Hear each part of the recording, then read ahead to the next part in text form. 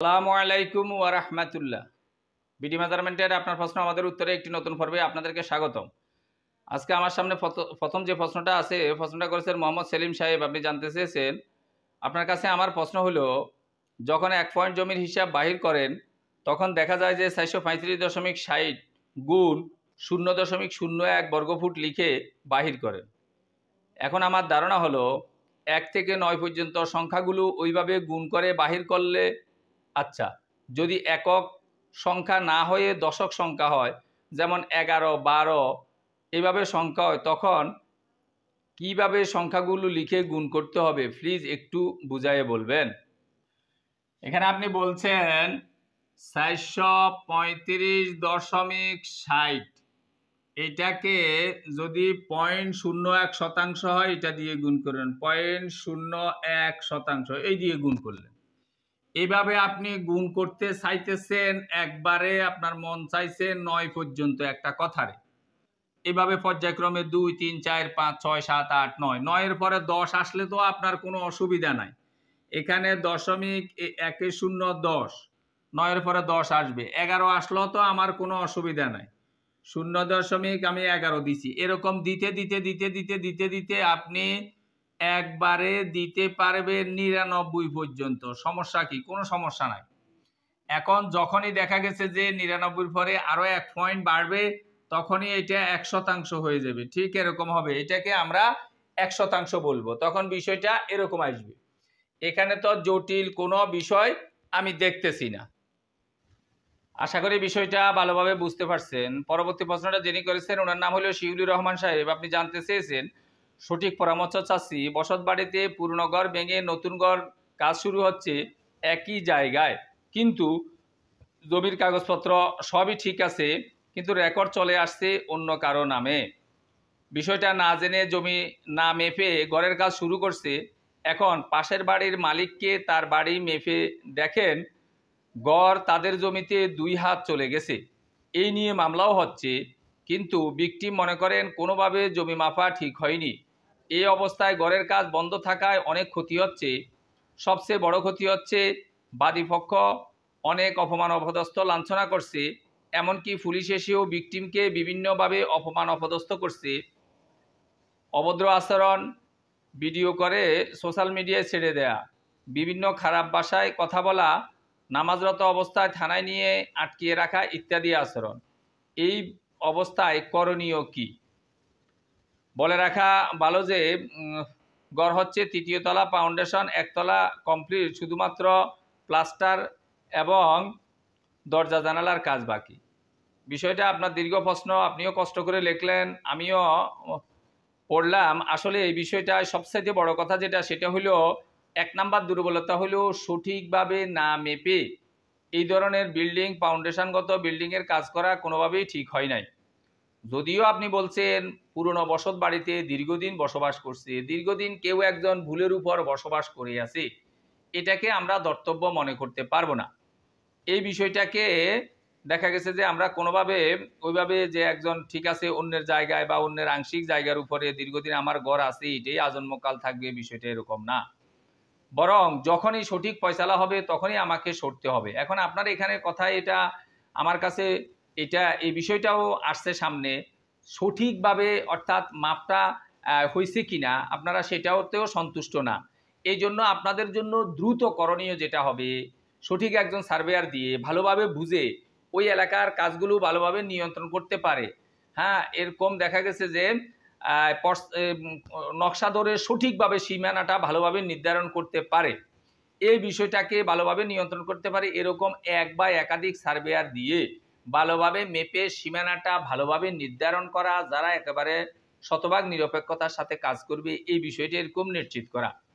এটা করার পরেও যদি এরকম দেখা গেছে যে কোনোভাবে ওদের জায়গা আপনাদের এদিকে 2 হাত কোনোভাবে না বাইর হয়, তাহলে এখন যেহেতু গড় করে ফেলছে, সামাজিকভাবে বিষয়টাকে মোটামুটি ঘর এই ধরনের ফাউন্ডেশন করলে এইভাবেই সহযোগিতার দৃষ্টিতে ফয়সালা করা হয় যে ঠিক আছে আপনার এখান দিয়ে পড়ছে, অন্য কোনো বাইরে দিয়ে জায়গা আছে সেখান দিয়ে আমরা দিয়ে দিলাম। অথবা যদি এটা না হয় যে ঠিক আছে এই জায়গাটুকু যেই মূল্য আসে আমরা ওই মূল্যটুকু পরিশোধ করলাম, তারপরও স্বাভাবিকভাবে সমাজ দেখা গেছে যে এই ধরনের বিল্ডিং, এই ধরনের ঘর ভেঙে আরেকজনকে জায়গা ছেড়ে দিবে। সাধারণত যদি ন্যায় নীতি সমাজ হয় অনেক সময় এই ধরনের ফয়সালা করে না। বাকি দেখা গেছে যে আপনারা গ্রামের সম্মানিত মানুষ যারা আছে, হ্যাঁ, যারা এই বিষয়গুলো নিয়ন্ত্রণ করে তাদের নলেজে ভালোভাবে দিয়ে বিষয়গুলোকে নিয়ন্ত্রণ করার একটু চেষ্টা করবেন। বাকি আমাদের বিডি মেজারমেন্টের পক্ষ থেকেও করজোড়ে অনুরোধ থাকবে উনাদের প্রতি, যাদের জায়গায় এখানে চলে এসেছে উনারা যদি এই বিষয়টাকে একটু সহযোগিতার দৃষ্টিতে দেখেন তাহলে সামাজিকভাবে অনেক সমস্যা এরকম সমাধান হয়ে যায়। অনেক সময় দেখা গেছে যে এইসব বিষয়গুলো নিয়ে মামলা মোকদ্দমা উভয় পক্ষেই ক্ষতিগ্রস্ত হয়। হ্যাঁ, উভয় পক্ষেই এরকম দেখা গেছে যে আমি যতই নির্যাতিত, যদি আমি দেখা গেছে যে খরচাপাতি না চালাই বিভিন্নভাবে, তাহলে আমি আমার সঠিক বিচারের আশাও এরকম করতে পারি না। এই জন্য দেখা গেছে যে এই জিনিসগুলোকে যদি আপনারা সামাজিকভাবে একটু ফয়সালা করে নিতে পারেন তাহলে আপনাদের জন্য উত্তম হবে। এই জন্য আমরাও বিডি মেজারমেন্টের পক্ষ থেকে এরকম অনুরোধ রাখছি সবিনয়ে, যদি এই বিষয়টাকে একটু সহযোগিতার দৃষ্টিতে দেখেন আল্লাহ পাকও আপনাদেরকে এরকম সহযোগিতা করবে। পরবর্তী প্রশ্নটা যিনি করেছেন উনার নাম হলো নাজমুল সাহেব। আপনি জানতে চেয়েছেন, আশা করি আল্লাহর রহমতে ভালো আছেন। আমার প্রশ্ন হলো জমির সীমানা দাগ দিয়ে স্কেলের ভিতরে থাকবে নাকি স্কেলের বাহিরে? এখানে আপনি যেটা জানতে চাইছেন নকশা মাপার সময় যে দাগগুলো আছে অর্থাৎ যে রেখাগুলো আছে এই রেখাগুলোর অর্থাৎ স্কেলটা ধরার সময়, স্কেল হোক কাটা কম্পাস হোক ধরার সময় কি এই দাগগুলোর বাহিরে ধরবো না ভিতরে ধরবো? আসলে বাহিরেও ধরবো না ভিতরেও ধরবো না। নকশায় যে আইলগুলো দেখবেন, যেই দাগগুলো দেখবেন এই দাগগুলো আমার আর আপনার জমিরই অংশ বিশেষ। জমিটাকে পৃথক করার জন্য এই জায়গাগুলো একটা দাগ করা হয়েছে। এটা সরকারের আলাদা কোনো জায়গা না। এই জন্য এই আইলের বা এই দাগের যদি ফিল্ড পর্যায়ে জমি হয় তাহলে আমরা বলবো আইল, আর যদি নকশার জমি হয় তাহলে আমরা বলবো দাগ। এই রেখা, এই রেখাগুলোর দেখা গেছে যে অর্ধেক আমার আর অর্ধেক দেখা গেছে যে আমার পাশে যিনি আছে উনার। আইলের অর্ধেক আমার আর অর্ধেক উনার। এই জন্য আমরা স্কেল ধরতে, কাটা কম্পাস ধরতে দাগের মধ্যখানে ধরার চেষ্টা করব। আর দেখা গেছে যে যদি আমি ফিল্ডে পরিমাপ করি তাহলে আমি টেপ পিতা ধরতে আইলের মধ্যখানে ধরব। আশা করি বিষয়টা বুঝতে পারছেন। পরবর্তী প্রশ্নটা যিনি করেছেন উনার নাম হলো আবু জাহের মিজান সাহেব। আপনি জানতে চেয়েছেন ত্রিভুজ জমির উত্তর দক্ষিণ পূর্ব পশ্চিম কিভাবে মেজারমেন্ট করব? ত্রিভুজ জমির আসলে উত্তর দক্ষিণ পূর্ব পশ্চিম হয় না। ত্রিভুজ জমি সাধারণত আমরা উত্তর আইল, দক্ষিণ আইল, পূর্ব আইল, পশ্চিম আইল কথা কখনো বলি না। ওখানে তিনটা আইল থাকে আর তিনটা তিন দিকে রাখাও সম্ভব না। যার কারণে ত্রিভুজের ক্ষেত্রে আইলগুলোকে আপনাকে বলতে হবে যে দেখা গেছে যে এ বাহু, বি বাহু, সি বাহু, এই তিনটা নামে আমরা বাহুগুলোকে চিহ্নিত করি। উত্তর দক্ষিণ পূর্ব পশ্চিম এখানে বলা হবে না। আমাদের ত্রিভুজের ভিডিও আছে, আপনি ওখানে দেখলেই বিষয়টা ভালোভাবে বুঝতে পারবেন। পরবর্তী প্রশ্নটা যিনি করেছেন ওনার নাম হলো আল মামুন সাহেব। আপনি জানতে চেয়েছেন খতিয়ানের ভাষায় জং এবং ফিং কি? খতিয়ানের ভাষায় এবং দলিলের ভাষায় জং বলা হয় স্বামীকে, অর্থাৎ একটা মহিলার নাম লেখে তার স্বামীর নামের আগে জং লিখবে, এবং পিং বলা হয় পিতাকে। যে কোনো একটা ব্যক্তির নাম লেখে তার দেখা গেছে যে আগে পিং লিখবে অর্থাৎ উনার পিতা। আমরা এই বিষয়ে আমাদের একাধিক ভিডিও আছে, আমরা এখানে একটা ভিডিওর লিঙ্ক দিতেছি এবং আজকের ইন স্ক্রিনে অর্থাৎ এই ভিডিওটা শেষ হয়ে গেলে ওই ভিডিওটা আমি জুড়ে দিয়ে রাখবো, যেখানে দেখা গেছে পর্সা এবং খতিয়ানের কিছু জটিল শব্দ আছে। এই শব্দগুলোর কোনটার দ্বারা কি বোঝায় এটা আমি দিয়ে দেওয়ার চেষ্টা করব, সম্ভব হলে ওখান থেকে দেখে নেবেন। এবং এই প্রশ্নের সাথে আপনি আরেকটু কথা বলছেন, সেটা হলে একটা খতিয়ান যদি এরকম হয় 202-এর 2, এর অর্থ কি? এর অর্থ সাধারণত এগুলির দ্বারা এরকম অর্থ হয় যে দেখা গেছে যে একই খতিয়ান 222 নামে দুইটা খতিয়ান হয়ে গেছে। এখন পরবর্তীতে আর সর্বশেষ এটাকে নিয়ন্ত্রণ করার জন্য যেটা করতেছে সেটা হলে একটাকে 222 ঠিক রেখে অন্যটাকে অবলিক দিয়ে 1 অথবা 2 লিখে অন্যটার থেকে পৃথক করে দিতেছে। আশা করি বিষয়টা বুঝতে পারছেন। আজকে সর্বশেষ প্রশ্নটা যিনি করেছেন ওনার নাম হলো আবুল বাশার সাহেব। আপনি বলছেন বা এখানে জানার আসলে মৌলিক বিষয় না, আপনার সাথে আমি বিষয়টা একটু শেয়ার করার জন্যই সামনে নিয়ে আসা। আমিনেরা, আপনি বলছেন এরকম যে আমিনেরা সবই একই এখন এলাকার মাতব্বর বা এর সাথে কারসাজি করে জায়গা জমি মেপে দিয়ে আসেন, মাঝখান থেকে গরিব লোকের কাছ থেকে বেশি করে সময় নষ্ট এবং টাকা নিয়ে চলে যান। এখন বাংলাদেশের আমি সহ 99% মানুষই ঠকবাজ। আসলে আপনার বিষয়টা দিলের ভিতরে একটা দুঃখ, একটা ক্ষোভেরই বহিঃপ্রকাশ। একজন আমিনের তো আসলে কাজ এরকম হওয়া দরকার যে ন্যায় নীতির সাথে কাজ করবে। আমিনেরা কিভাবে কাজ করবে এর উপরেও আমাদের একাধিক ভিডিও আছে। আসলে ন্যায় নীতিবান লোকের অভাব এখন বলা যায়। তবে একবারে নাই এই কথা বলব না। হাজারো জায়গায়, হাজারো সমাজে বহু লোক অন্তত আমাদের দৃষ্টিতে এরকম পড়ছে বছরের পর বছর এরকম পুরো লাইফ এরকম কাজ করতেছে। একটা টাকার এরকম দুর্নীতির সাথে কখনো জড়িত হইতেছে না। এরকম নিজেকে উৎসর্গ করে দিয়ে এরকম কাজটা করতেছে।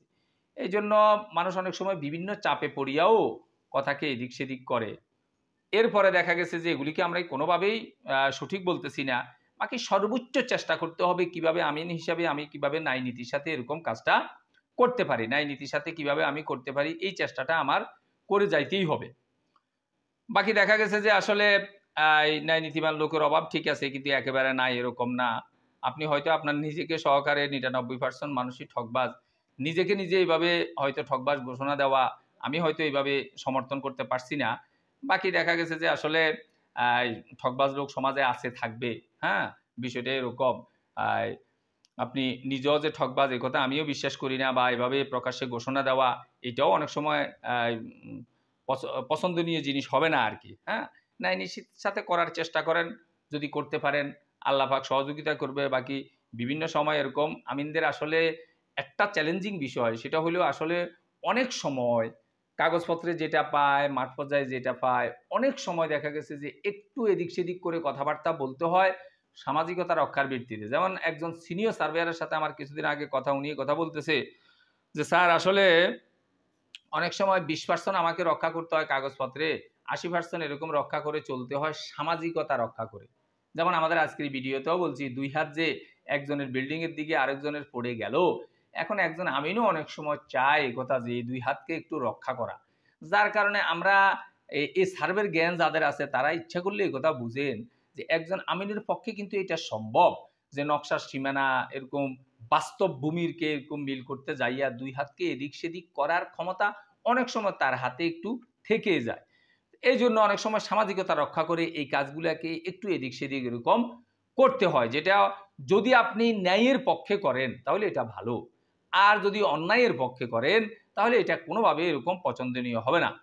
আবুল বাশার সাহেবের দুঃখের সাথে আমিও সহমর্মিতা প্রকাশ করছি। আসলে মানুষ আমাদের প্রত্যেককেই এরকম সৎ এবং ভালো হইতে হবে। আর আমিন শব্দের অর্থ শুরুতেই আমরা এরকম রাখছি এরকম বিশ্বাসী, ন্যায় নীতিবান। আমরা শুরুতে ছাত্রদেরকে এই কথাও বলি যে একজন আমিন যদি সৎ হয় যে দেখা গেছে যে হাজারো ভূমিদস্যুর জন্য এরকম সে আতঙ্কের এরকম কারণ হবে। কেউ যদি ন্যায় নিষ্ঠার সাথে কাজ করার এরকম চেষ্টা করে তো এরকম আল্লাহ পাক তাকে এরকম সহযোগিতা করবে।